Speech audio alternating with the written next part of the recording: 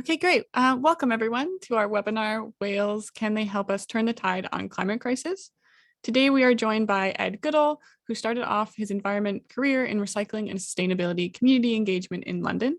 He then worked as a project officer for Suffolk Country Council on a national lottery landscape partnership scheme in East Anglia, helping to deliver a range of conservation, heritage, and community projects, before moving on to the Woodland Trust as a project manager in Sussex for another lottery project focused on ancient woodland restoration and community engagement in nature. He now works at Whale and Dolphin Conservation as project manager for their Green Whale project. The project is helping to reframe the reasoning behind the urgency for restoring whale populations and the ocean, given their important role as a nature-based solution to the climate crisis.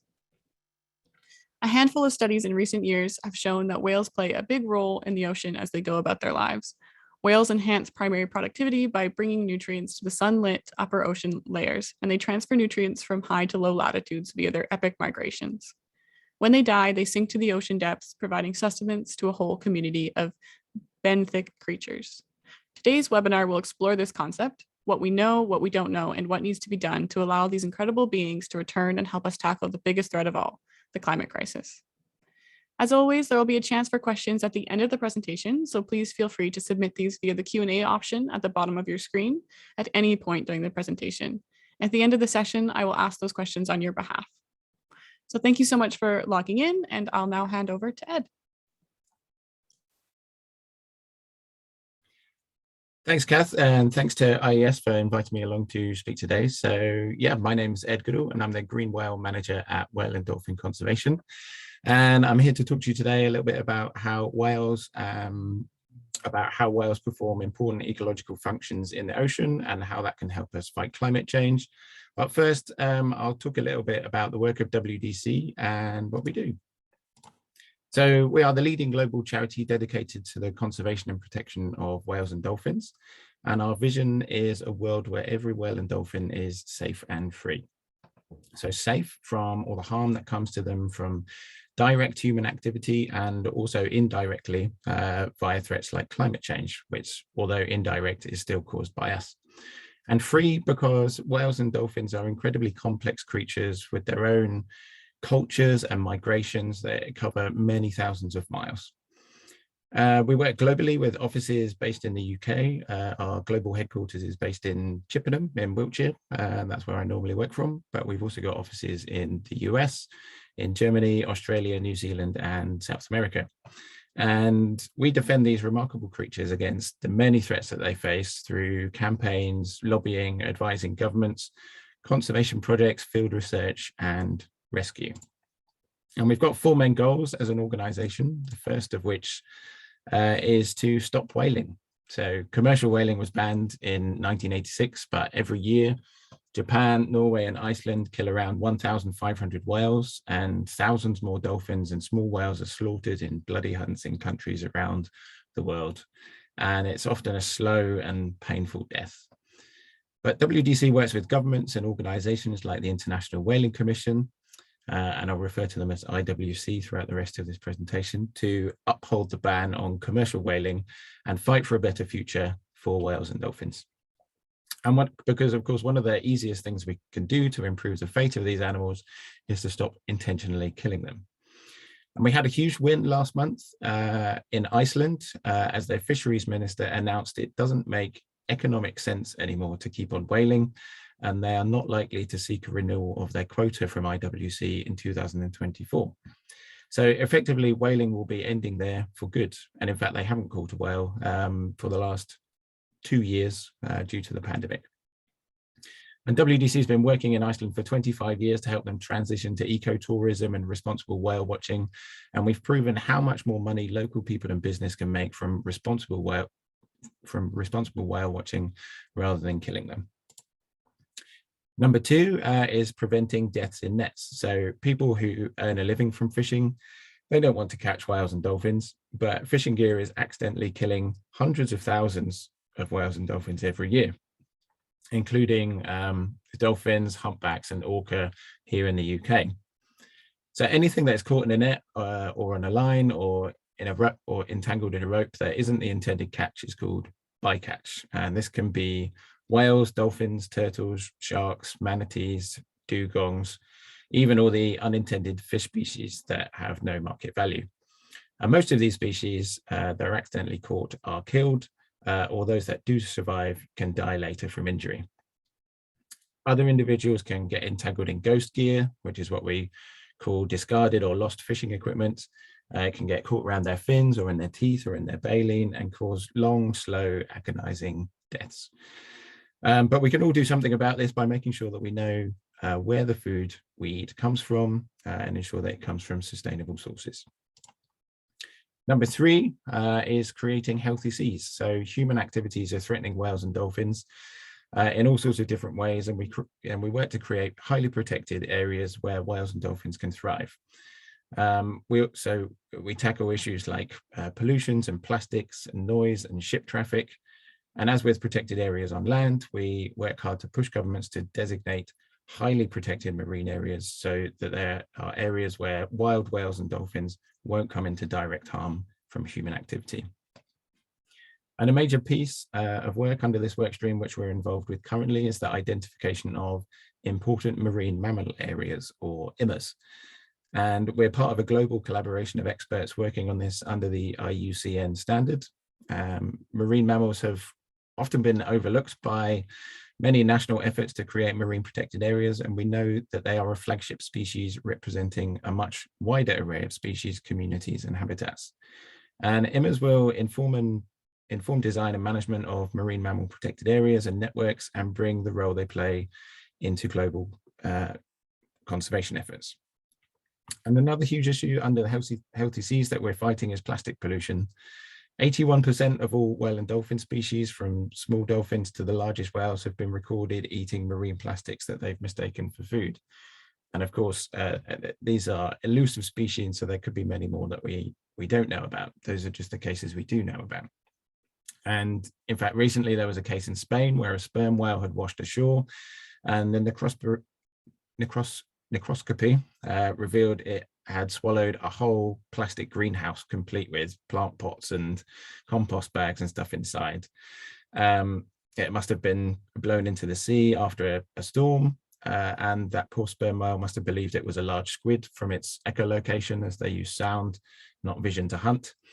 And so that would have been a long, slow, painful, and agonizing death for that sperm whale. But there was an announcement 2 weeks ago at the United Nations Environment Assembly in Nairobi about the adoption of a draft resolution providing the mandate for a global plastics treaty. And that's very welcome news for whales and dolphins and all other ocean life that is impacted by plastic. And number 4 is ending captivity. So there are over 3,500 whales, dolphins, and porpoises held in tanks around the world, and they suffer significant long-term effects on their physical and mental well-being, as we simply cannot replicate their natural and boundless habitat of the ocean.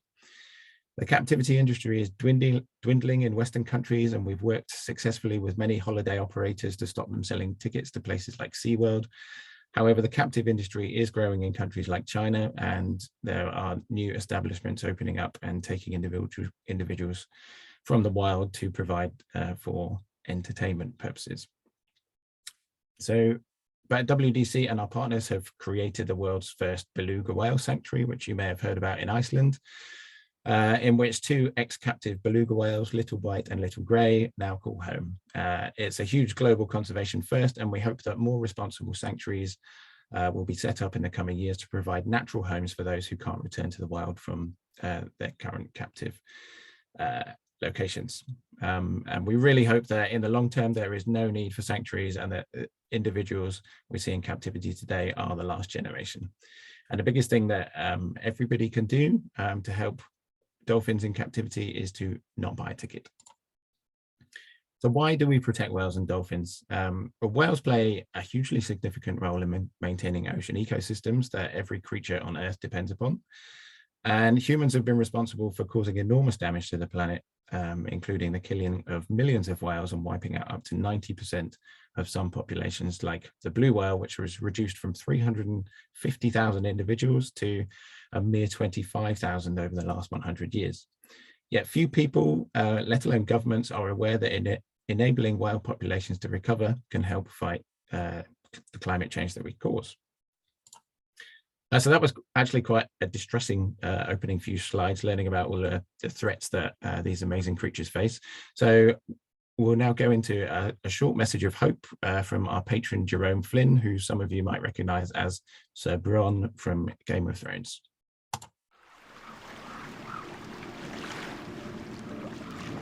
The battle against the climate crisis can sometimes feel hopeless.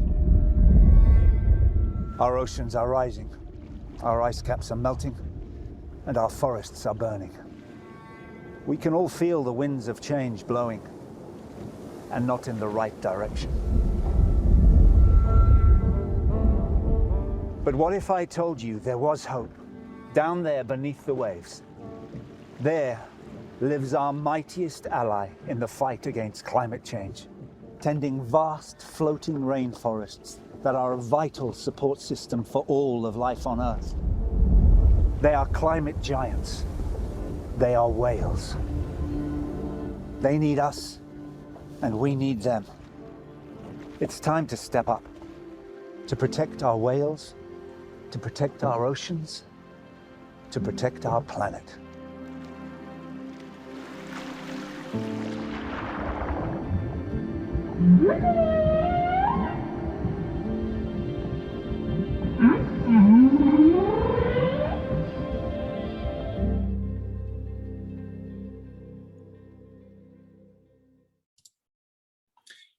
So how do whales help us out? Well, whales are the ocean's gardeners. So what do we mean by that? So when we think about the ocean, very often people think of it as being blue, and indeed it is a lot of the time, but a lot of the time it can actually appear more green, and that's because of phytoplankton.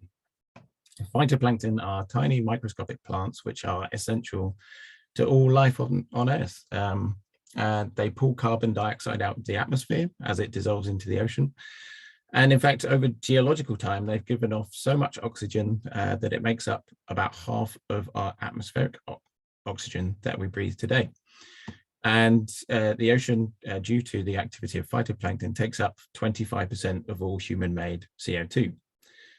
But what's the link here with whales? So great whales and some other deep diving toothed whales feed at depth down in the dark, who are below the photic zone.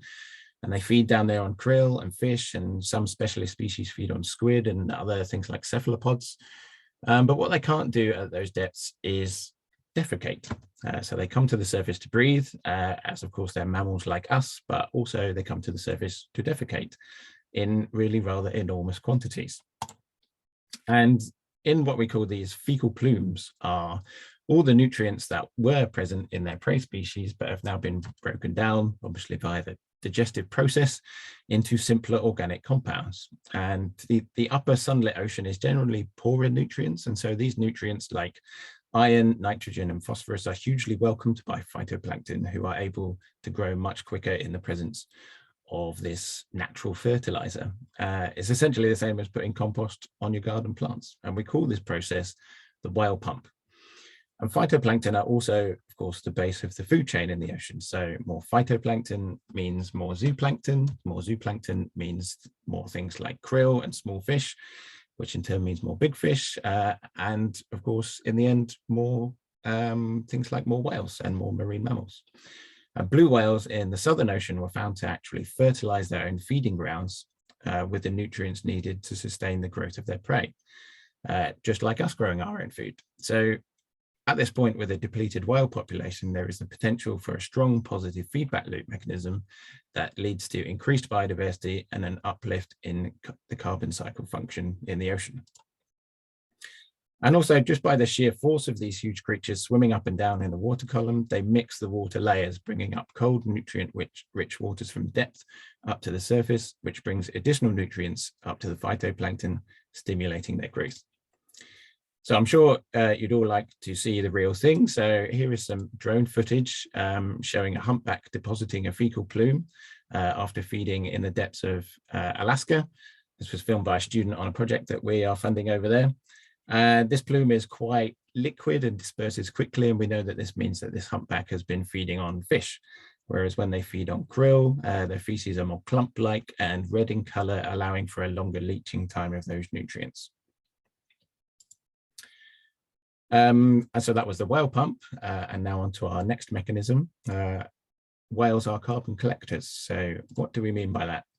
So whales are some of the biggest species that have ever lived. In fact, blue whales are the biggest creature that has ever lived. And we're really lucky to be here on Earth at the same time as them.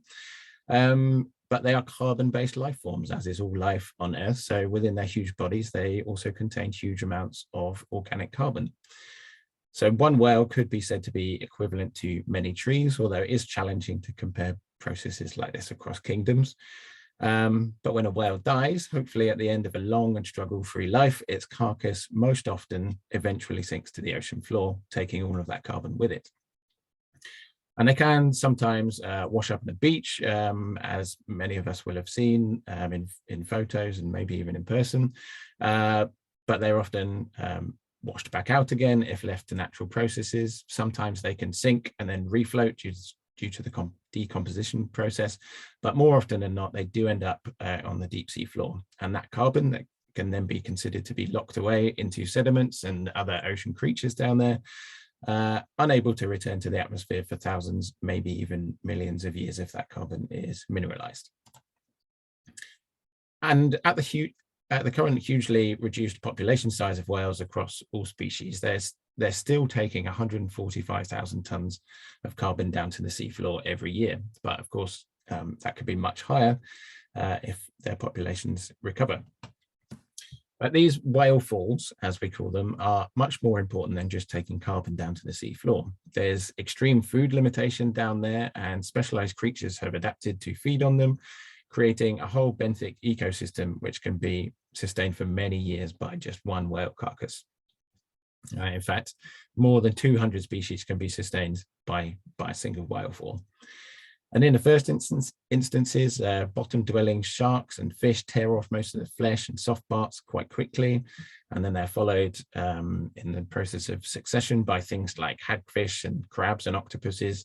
And then even when all the soft parts are gone, bone-boring worms continue to break down the skeleton for many years. So as with the rest of nature, death brings with it a whole new burst of life, and life, even when it is out of sight of humans, is essential to keep our planet functioning and habitable. So here is the skull of a whale fall, showing how much life a whale provides long after its death.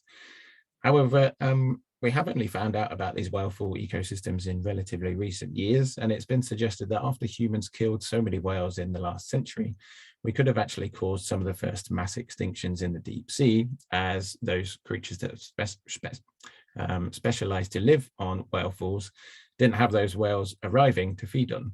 So it's a shame to think that we've caused extinctions of creatures we've never even discovered. So whales are also conveyor belts, process number 3, but that does seem quite a strange thing to say. So what do we mean by that? So generally whales feed during our summertime in the polar regions and high latitudes when ice has receded and there's a burst of life to feast upon. And they build up their layers of blubber and get ready to return to lower latitudes towards the tropics, where they give birth and nurse their young as well as breed. And recent studies have shown that on this epic migration, whales bring in nutrients via their urine, placentas, carcasses, aborted fetuses, and their sloughed skin from these highly productive feeding grounds to these tropical regions, which have generally a reduced nutrient availability. And all of these nutrients work in similar ways to their fecal plumes by helping phytoplankton to grow and providing food for other ocean life. So on the left here, you can see a bowhead whale, which in the top of the image, it's in the wintertime where it's been gorging on food and it's put on a lot of weight. It's really healthy. And then in the below image, you can see this is after it's undergone its migration and it's looking a bit ropey. It's lost a lot of its mass, a lot of its skin has sloughed off. But all of that is a result of energy expenditure via its migration, and the deposition of all of those waste products have gone into the ocean, which help with nutrient cycling and stimulating phytoplankton productivity. And on the right is actually a whale placenta, which is nearly 3 meters wide. That's a huge dump of organic material into the ocean, which is a substantial food and nutrient source. So could whales help us save the world? As a direct result of whaling, the current populations of large baleen whales currently store 9.1 million tons less carbon than before whaling. And this is the current population of whales that has been decimated and continues to struggle to rebound due to all of the threats that they continue to face that we mentioned earlier. And this is only looking at baleen whales, and this comes from the limited number of studies that we've got to date. So actual numbers will be even higher. Indeed, research has shown that sperm whales, which they're not baleen whales, they are toothed whales or odontocetes, would remove 2 million tons of carbon every year if we allowed their populations to recover to that pre-whaling level. So in summary, more whales means more carbon dioxide absorbed from the atmosphere via the whale pump, more carbon sequestered via whale falls, more nutrition for the marine ecosystem via the whale pump and the conveyor belt mechanisms. And all of that leads to more fish and more biodiversity. And one added bonus of this is one for us, actually. It's that the more whales means that we've got more opportunities to see them responsibly, and having that experience can go a long way for many people to help realize the majesty of the ocean and the need to protect it. And all of those things added together result in a healthier and more resilient ocean and a healthier and more resilient planet, as the ocean covers over 70% of the planet. So we definitely can't forget about it when trying to tackle the climate crisis. But the climate crisis, is of course a complex issue, and restoring whale populations alone won't be the difference in us overcoming what is the greatest challenge of our time. Similarly, we know that planting all of the available land we have with trees also won't solve this problem. But what we do know is that whales are playing this important role, providing us with these ecosystem services, and they are representative of the ocean. And it's of course much easier to care about whales than it is phytoplankton, although I'm sure a few phytoplankton scientists might disagree with that. So we all recognize that we have a very limited and closing window to turn this situation around, and we have to throw the kitchen sink at the climate crisis now, and every natural process that we can restore is another step in the right direction. And we're seeing more work going into the restoration of coastal habitats like mangroves and seagrass and salt marshes, which is great, as they all have an important role to play too. But that huge portion of the planet that precious few of us ever see, which is the high seas, also has to be conserved and restored. And whales and the conservation measures needed to protect them as sentinel species can help us do that. So what are we doing with all of this new information over at WDC? And this is where our green whale program comes in. So of course, there's no such species as a green whale, but we all know that they are all green in inverted commas, as they help us to look after the planet. So there's four main things that we are doing. This is my main job, is running these pieces of work. So number one is science and research. So the first papers on the role of whales and the role they play as ecosystem engineers came out in 2010. And a number of papers have come out since further supporting this theory, and it's gained traction. But by being only 12 years old, this is still a very new scientific concept, and with species so wide-ranging, elusive, and challenging to study as whales, there's still a lot for us to learn. So last year, WDC co-convened a joint IWC and Convention on Migratory Species workshop to consider the state of current knowledge and identify gaps. And then following this, we ran two WDC-led symposia later on in the year with the world's leading scientists and researchers in the area to think about how those gaps could be filled. And we then encouraged proposals to be submitted to us, which would build on the knowledge base and make it more robust. And we are now working to secure funding for these proposals.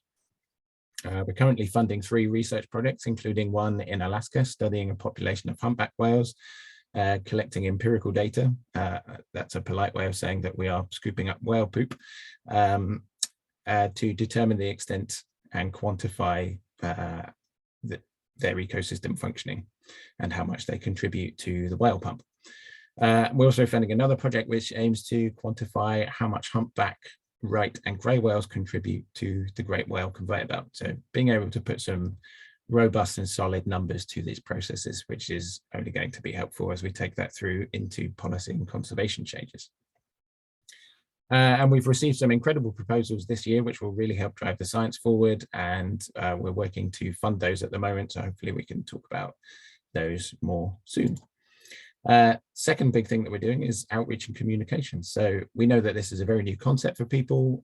We all know the importance of things like trees and bees for our environment, but that link isn't established in people's minds with whales. So armed with this new science, that's what we need to do, as it's public awareness and opinion that unlocks change. And that's no better illustrated really than when the horrors of commercial whaling were exposed in the late 1960s and into the 1970s, which led to the original Save the Whale movement, which was really the first global environmental movement, which led, of course, to the moratorium on commercial whaling in 1986. But public opinion about whales and their need to conserve them is largely driven by their charisma and their majesty. But now we know that the essential functions they are performing, we need to instill a whole new wave of support. So we have to spread this message about how important they are for ecosystem functioning. So we're doing this in a whole variety of ways, from making films to attending major fora that we haven't had a presence at before because the links were not clear. So at WDC, we've never had a reason to attend things like COP26 because that climate link has only been made recently. So we were at COP26 last year and making the case for whales, and also just spreading this message as much as we can, which is great why I've had the opportunity to come here and talk to you all today. Third thing is policy change. So the science that we have to date led to a resolution made by the IWC in 2016 that said that party governments to the IWC should work constructively towards integrating considerations related to the role played by live cetaceans in regulating and supporting ecosystem functioning in future decisions, agreements, and resolutions. So real recognition for this process within the IWC, which was great. But that was a great start, but there's still much more that can be done. So we're scaling up our work to bring more pressure into more policy areas that constructively push for whale protection and restoration. So we're working with my incredible internal colleagues around the world and other external experts to develop the subject in all relevant conventions, agreements, and other international fora to create international momentum for this concept. And we've been working for a long time with bodies, of course, like the IWC and with CMS, but we're now starting to work at the UN level, as I was saying, at things like COP26, Convention on Biological Diversity, International Maritime Organization, and we're going to the UN Ocean Conference in Lisbon later on this year to present on this as well. The fourth major thing that we're looking at is sustainable finance mechanisms. So one of the major problems in conservation is the huge gap in what needs to be done to preserve nature and the amount of funding that's available to actually do that at the scale that's required. So what we need to do is unlock new mechanisms that will allow money to flow in to protect nature, which makes business sense, as without nature, society is only able to function for so long, and certainly not following the path that we've been on. So we can start to put a value in monetary terms on what nature provides for us in terms of carbon removal and food and clean air and water and things like that. And then we can make penalties for destroying nature. And these natural assets, in inverted commas, this is still a term that a lot of people in conservation and ecology are getting used to, referring to nature as assets. They are incredibly useful to us.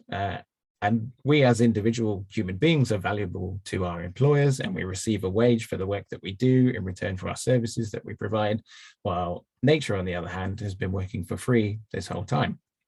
So to illustrate this with whales, for example, when a ship pulls into a port with a whale skewered over its bow, I'm sure some of you have seen those kind of awful images. There's currently no penalties for that.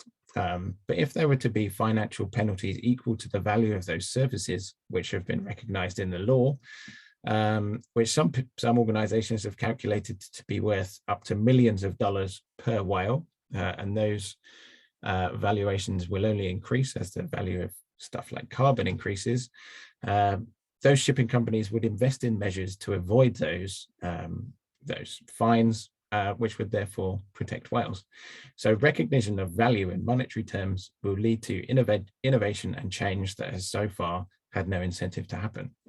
So we're currently working to quantify these services in a monetary way, but also in a way that is, of course, grounded in science, so that hopefully we can lead to a whole paradigm shift in the way nature is considered in law and economics.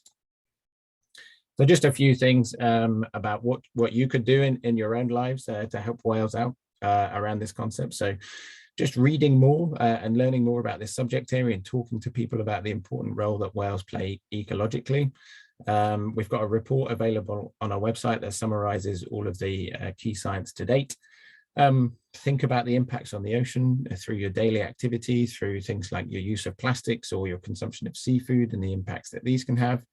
And of course, you can support our work either as individuals or via our new corporate partnership offering of Climate Giants. So I think that wraps up my presentation now. So I'm happy to answer any questions that you've got. Great. Thank you so much, Ed. That was very, very informative. Let me just stop the... Yes, there we go. Sorry about that. Great. So we have a couple questions already, so thank you so much. The first one is from Elise, and they've asked kind of a question on your earlier point around whales being carbon sinks. And they've asked, why have I never seen whales in lists of the most popular large-scale carbon capture solutions, including nature-based ones? As it seems like an amazing opportunity, so I feel like it would be receiving disproportionately little attention. And I'm wondering whether you would agree with that and why. Yeah, I think that's largely due to the level of awareness that we've got for this, and it's a new and emerging area of science. So like I said, the first papers on this only came out in 2010, whereas we've been studying things like trees and rainforests for decades and are able to put much more reliable quantifications of it. So that's why we're stimulating the science and getting a more robust evidence base. So therefore we can make a more solid case so that we are recognizing the role that whales are playing and the potential role that they could play if their populations recover across international policy. Perfect. We had a question from earlier regarding your mention of beluga sanctuaries, and they were just wondering what a beluga sanctuary is in practice. Yeah, of course. So this came a little bit before my time at WDC, and it was a project that took a long time to come to fruition, but it is real now. So what happened was that was a partnership between WDC and Sea Life, and an area, a coastal inlet or a bay it's got very deep water was purchased in Iceland, or actually on a small island off the coast of Iceland. Which is within the habitat range of belugas, and that area was netted off with a heavily weighted down net, but that's open to the sea, so it allows fish and marine life in, and it's huge, and obviously cetaceans that are kept in captivity are normally kept in very small tanks, and they can only dive down a few meters, so they've got a naturalized habitat there that is open to all of the natural conditions of the sea, but they are safe there from harm. They're not able to return to the wild because they haven't grown up with a pod, so they haven't learnt the foraging skills or communication skills to be able to survive. So they can live a happy existence there, much better than being in captivity. And yeah, we'd love to see more of that in time. Great. So the next question is, can you please tell us a bit more about the work you are doing characterizing and promoting the functional roles played by whales underpinning the sustainable finance strategy? Yeah, so like I was saying, the science that we've got today is all pointing in the right direction, but there's a lot that needs to be done to quantify these processes. So we've got some information on some species and certain populations of species, but what we really need to do to be able to extrapolate this out to a global level, but also dig into country populations and what whales are existing in what country waters, and therefore what services they're providing in that waters. We just need more data. So we need more people out on the ground collecting data, and then understanding these roles and quantifying actually what's going on in the ocean, in the system, to the extent to which whales are stimulating these processes, and then how that links to things like fisheries productivity. There's still a lot for us to understand. So as we develop that science, we can then start to quantify that in terms of productivity of fish stocks or carbon sequestration and stuff like that. And then we can, of course, translate that into a monetary value. And when we can do that, you can then bring these kind of services to the market, and in time they can be turned into products. I'm not an economist by any stretch of the imagination. As you said earlier, my training was in environmental science, but this kind of fusing of worlds of conservation and economics and transforming the way our economic system works to properly value nature is all reliant on having good data. Great. So we have a question. They said they're from Hong Kong, and they're just curious which types of whales and dolphins are most commonly present in the United Kingdom. And I can see Mark's provided also a book called The Wild Guide, Dylan Walker, as an answer to that. But do you have any other comments on that? We have around the UK, we have a lot of common dolphins. We also have Rizzo's dolphins, which are a wonderful species. If you've never seen them, they don't really have too much of a rostrum or a snout, and they have these wonderful rake marks and patterns all over their bodies. We occasionally, we have a lot of minke whales coming through on their migration. We occasionally get humpback whales, and we actually have a small pod of orca, which are present around Scottish waters, and they occasionally venture down to the southern areas in the UK as well. Oh, and harbour porpoises. We can never forget the harbour porpoises, the smaller ones. We have quite a good population of them. Amazing. So the next question is, do dolphins provide an important contribution to climate change mitigation as well? Yeah, that's a really good question. It's something that we're looking to quantify at the moment. So the data that we have on the moment is largely looked at large whales, as they're large and therefore they do larger poos. So they're easier to locate. They're slower moving, and we can place things like tags in the right way easier on them just because they're slower moving. So we're able to find out more stuff more quickly. But this is one of the big questions that was highlighted in that workshop that we co-convened with IWC and CMS last year, is we really need to develop more of an understanding of this. And so dolphins are much more numerous, particularly oceanic dolphins. They exist in superpods of thousands, so their biomass is enormous. But obviously on an individual level they're smaller, but their biomass is huge, and they're functioning in a similar way, a different way. They don't tend to dive as deep, although of course things like toothed whales and beaked whales, they do dive down deep, so they're performing that whale pump in a more traditional way in kind of the whale pump, but the dolphins are likely playing more of a role through that conveyor belt mechanism, so taking nutrients and then moving them to somewhere else that's stimulating. So yeah, this is a big project that we're looking to do. So we're looking to bring together dolphin studies and scientists to capture data so that we can start to quantify the role of dolphins, so then we can make a stronger case for dolphin conservation, protection and restoration as well. Okay, so the next question is the consumption of seafood the largest barrier to preserving whales? How big is this barrier in comparison to other barriers you have mentioned, such as capturing and killing whales? Yeah, so capturing and killing whales has reduced, and obviously that's come from the moratorium in 1986. There are still a few thousand that are killed every year, but I'm not saying that that's a good thing, but in the grand scheme, it's absolutely a terrible thing, and we want to see an end to that. But in the grand scheme of things, many more whales are killed via things like pollution, including plastic pollution, so entanglement in fishing gear. And we see this is a huge barrier for some species. Things like the North Atlantic right whale, there's only around 350 of those individuals left. but they're very slow moving. They're also very inquisitive, and they love to exist in the same areas that are very productive for things like crab fishing and lobster fishing. And so they very often get caught up in lines and things like that. And so that is really limiting that population. But there's all sorts of things, things that we didn't talk about, things like chemical pollution.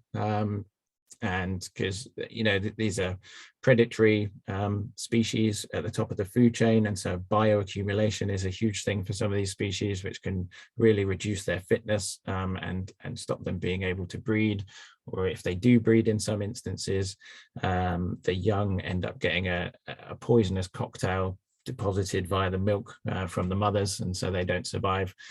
So there's all of these threats, and it's difficult to say which one is the biggest, because obviously different species behave and exist in different areas and in different ways. But seafood consumption, we're definitely not advocating for the end of seafood consumption, because over 2 billion people need seafood to survive every year.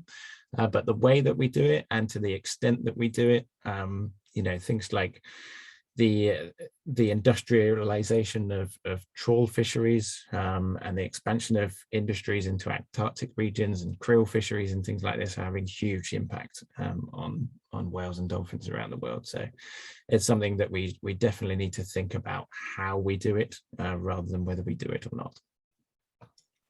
So this next one I think is kind of similar note. Has overharvesting of coastal seas perceptively changed, I'm not sure if I'm pronouncing this right, but cetacean behavior and functioning? Sorry, Catherine, could you just say that again? Has overharvesting of coastal seas perceptively changed cetacean, I don't know if I'm pronouncing that right, but behavior and functioning? That's an interesting one, actually. I don't have a direct answer to it on that, but I would postulate that, you know, these are incredibly intelligent creatures, and they are very adaptive and able to change the way that they hunt and their strategies for existing. And in fact, in some areas we see kind of convergent behavior between humans and dolphins existing alongside each other. That only really works with less impactful fishing methods. But yeah, we have seen huge reductions in populations where there is industrial fishing around coastal areas. So whether that means these populations are being destroyed, or whether they've just had enough and they've moved somewhere else, that's an area that needs exploring. Great. Okay. There's another question here. Is there a strategic plan of how the whale populations can be brought back to pre-whaling levels, or is it just a case of not harming and whaling? Yeah, it's all of those things, and it can be quite overwhelming to look at all of the different threats that are impacting whales and dolphins around the world, and we need to chip away at all of them. So we've got many experts that are very specific to specific areas of harm, and we chip away at policies to get these things to change. But of course, it depends what species you're looking to serve, what are the motivations of countries, and a lot of the time it can come down to that country and what it's able to influence in its waters. So then therefore you need to look into what are the impacts in those waters. Is it predominantly shipping or noise or military activity or fossil fuel exploration, or is it pollution? Who knows? And then you can start to tackle the root causes, prioritizing those which are having more of an impact. Okay, I think this might be our last question. They've asked, are there any whales species where you have significantly more data available on them? And does this help increase the efforts to aid their conservation? Yeah, we do. So things like humpback whales, after the ban on commercial whaling, they've actually bounced back more than any other great whale species. They're one of the big conservation success stories of recent years. Because they are more abundant, we're able to collect more data from them. So we've got huge amounts of data on humpback whales. I say huge, we can always have more data. We're scientists and we always want more data. And then I mentioned the North Atlantic right whale, and that's a real, it's a critically endangered species off the east coast of North America. and a lot of people are passionate about its conservation. And because of the relatively small number of individuals, we're able to study them really, really in depth, get to know them on an individual level. And so we have masses of information, but that's in a country like the US, where there's the luxury of investing in conservation. But of course, there's many countries around the world where whales and dolphins are present, where that's not a priority for that government. And so there's a complete lack of data. And in fact, there are some species that we know very, very little about. So those oceanic deep diving beaked whales and things like that, we may have only recorded them a handful of times throughout human history. So this is why we need to invest more in science and data and research to find out what's going on, to be able to quantify the services that they're providing, so that we can create the conservation interventions that are required to restore their populations and protect them from harm. We have one last question I think is kind of a fun way to end. Sure. And they've asked, if you had to pick your favorite species of whale, what would it be? It's a difficult one. It does change from time to time, but I think I'm going to go with the bowhead whale, which is, you saw this on the slide earlier on, and they're predominantly an Arctic species, and they have a very strange mouth with a huge curve in it, which obviously looks like a bow, and they can live for up to 200 years. And so when you think about how long a 200-year-old bowhead today can remember, like, it will have seen the industrialization of the oceans, and it really would have known a much more pristine ocean than we're able to visualize today. And it's seen all of these things, and I kind of hope through perhaps a little bit of anthropomorphism that it can see that we're trying to make positive changes, and perhaps its calves and its grand calves will see a better and more healthier ocean in the future.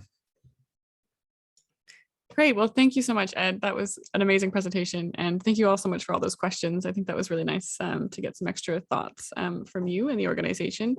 So that is it from us today, attendees. Thank you so much for logging in. I hope you found that both beneficial and informative. Don't forget to record your attendance at this webinar in the IES CPD tool. You can do this by logging into the members area. This webinar has been recorded and will be made available on the IES website and YouTube channel. So if you want to review anything, please feel free to watch the recording back. If you are watching this recording on YouTube, please do subscribe to our channel, like the video, and hit that notification bell for new content. Our next event will be an IES webinar on the 29th of March and will be on the climate finance for resilience and adaptation. Again, this is free to attend, so please do visit the IES website to register. Thank you again, everyone. I can see there's lovely comments in the chat, just thanking you as well, Ed, from all our attendees today. This is really, really fascinating, and hopefully we can work together again in the future. Anyways, thank you guys again, and have a wonderful afternoon.